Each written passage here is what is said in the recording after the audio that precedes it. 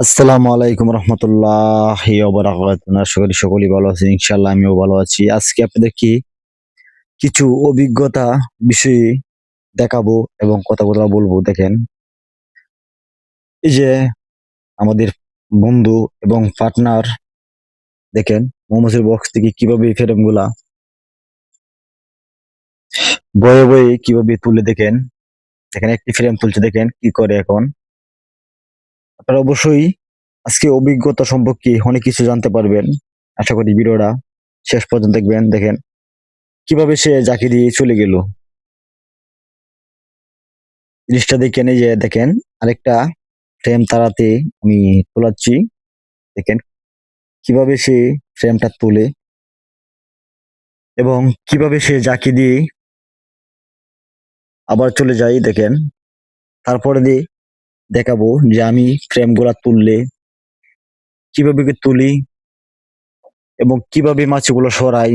দেখেন সে কিন্তু খুবই আস্তে আস্তে মাছিগুলো থেকে ফ্রেমটা তুললো। দেখেন, এখন দেখেন, এই দেখেন আগে দৌড় দৌড়ের জায়গা বাইর করতেছে, কারণ এই বক্সটার মধ্যে এত পরিমাণের মাছি যে মাছিগুলো জায়গা আসতেছে না। দেখেন, এই দেখেন সে এক জায়গায় দিয়েই মাছগুলো দিয়ে চলে গেছে। দেখেন কোথায় গেছে, আবার অনেকটা দূরাপি। দেখেন এটা করে। দেখেন, এখন বলেন এভাবে শুধু আপনারা বয়ে বয়ে মৌমাছিগুলো পালেন, তাহলে আমি বলবো অবশ্যই আপনাদের মৌমাছি পালার দরকার নাই। এবং দেখেন আমরা কিভাবে মধুগুলো খুলি। এই ভিডিও গুলা কিন্তু অনেক দেখছেন আপনারা, যে কিভাবে ক্যাপিং কাটি, কিভাবে গুড়ি মধুগুলো খুলি। কিন্তু এটা বড় বিষয় না। দেখেন মধুগুলো কিন্তু সুন্দর করে পরে এইভাবে মধুগুলো খুললে, এটা আপনাদেরকে আগেও বলেছি। এখন দেখেন সে একটা ফ্রেম দিবে। দেখেন বয়ে চলে গেছে, ফ্রেমটা দিতে পারতেছে না, কারণ এই মৌমাছিটা কিন্তু আক্রমণ করতেছে। দেখেন এই যে আমি আসছি, দেখেন আমি ফ্রেমটা কিভাবে দেই। এখন আপনি দেখলেন যে ভয় যে পা, এর মৌমাছি পালার কোনো দরকার নাই, এই জন্যই বললাম। দেখেন এখন দেখতে পারবেন যে আমি এগুলা কিভাবে করি। অনেকেই বলতে পারেন যে ভাই আপনি তো অনেক দিন ধরে পারেন, অনেক অভিজ্ঞতা। হ্যাঁ ভাই, অভিজ্ঞতার কিন্তু দরকার আছে। অভিজ্ঞতা ছাড়া কোনো কিছুই সম্ভব না। দেখেন আমি কিন্তু আস্তে আস্তে বক্স থেকে আমি ফ্রেমটা বের করার চেষ্টা করতেছি। যে আস্তে আস্তে কেন, মৌমাছিরা কোনো ব্যাপারে যেভাবে আঘাত না পা, কারণ যেহেতু এই বক্সে প্রচুর পরিমাণ মাছি, এই বক্সের মাছি কিন্তু আপনার আঘাত করতেছে, কিন্তু সেটা না জানার কারণে আঘাত করে। দেখেন আমি কিন্তু বক্স থেকে ফ্রেমটা বের করছি, কিন্তু জাকি দিই নাই। এখন দেখেন আমি কিভাবে জাকি দিলাম। হয়তো আমি একটু সাবধানে একটু দূরাভির থেকে জাকিটা দিলাম, কিন্তু খুব আস্তে দিলাম জাকিটা, যেভাবে মৌমাছিগুলো আঘাত না পা এবং আমাকে ফিরে উল্টে যাবে আইসা কামড় না দিতে পারে, আঘাত না করতে পারে। এখনো কিন্তু আমি ধরে রাখছি। মৌমাছি কিন্তু মোটামুটি আমি সরাই নিছি। দেখেন এই যে আমি সরাই নিলাম। এখন আপনারা বলেন আমার তো দুধ দিতে হয় নাই, কিন্তু আপনারা কেন ভয় পাবেন?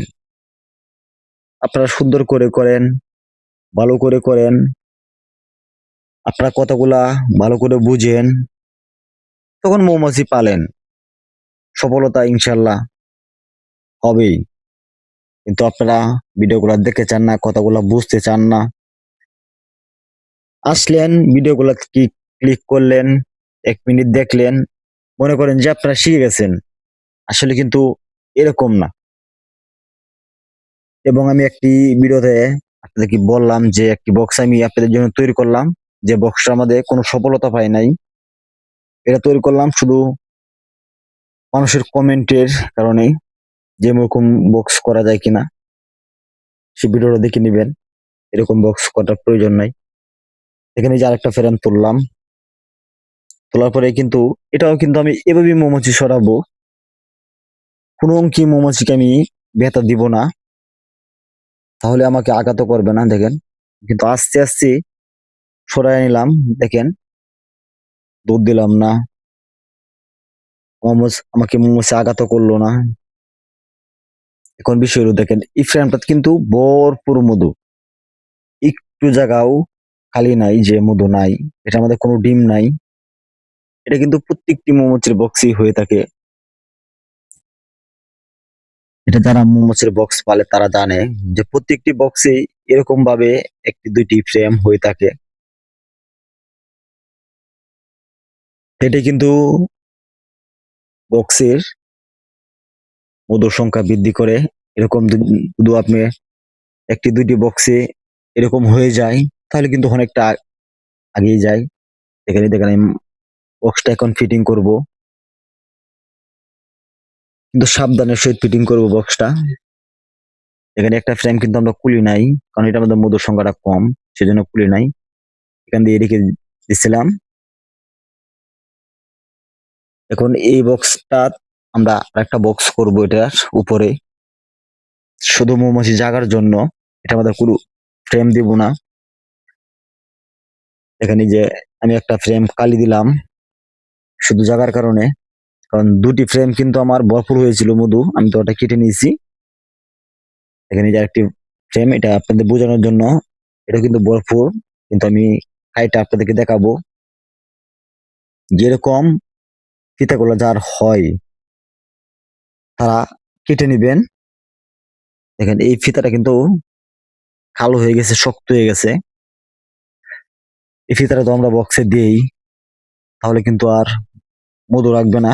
এই ফিতাটা কিন্তু মচমচ হয়ে গেছে, শক্ত হয়ে গেছে, শক্ত হয়ে গেলে কিন্তু ফিতাগুলো বাদ হয়ে যায়। দেখেন এই যে এখন আমি সবটা কেটে নিব, কারণ এই ফিতাটা দেওয়ার দরকার নাই। এবং আমাদের বক্সটা যখন মৌমাছি ভরপুর, জায়গারও প্রয়োজন আছে, আবার নতুন ফিতা তৈরি করবে, চিন্তার কোনো কারণ নাই। যাদের বক্স এরকম হয় তারা এইভাবে করে দিবেন, তাহলে আপনাদের বক্সটা জায়গা হয়ে যাবে। তো আপনারা চিন্তা করবেন যে বক্সটা ফ্রেমটা কেটে দিব, আবার বানাবে কিনা, ইনশাল্লাহ বানাবে। দেখেন এটা কিভাবে দিবেন, একটা ফ্রেম যখন কালি আমি এই সাইডে দিলাম, আমি দুটি ফ্রেম গ্যাপ দিয়ে আরেকটা দিব, তাহলেই আমাদের এই ফ্রেমটার মধ্যে অতি তাড়াতাড়ি ফিতা তৈরি করবে। আশা করি বুঝতে পারতেছেন। এ বিষয়ে যদি আরো কিছু মন্তব্য থেকে থাকে অবশ্যই কমেন্ট করবেন, তাদেরকে আরো সুন্দর করে বুঝিয়ে দেওয়া হবে।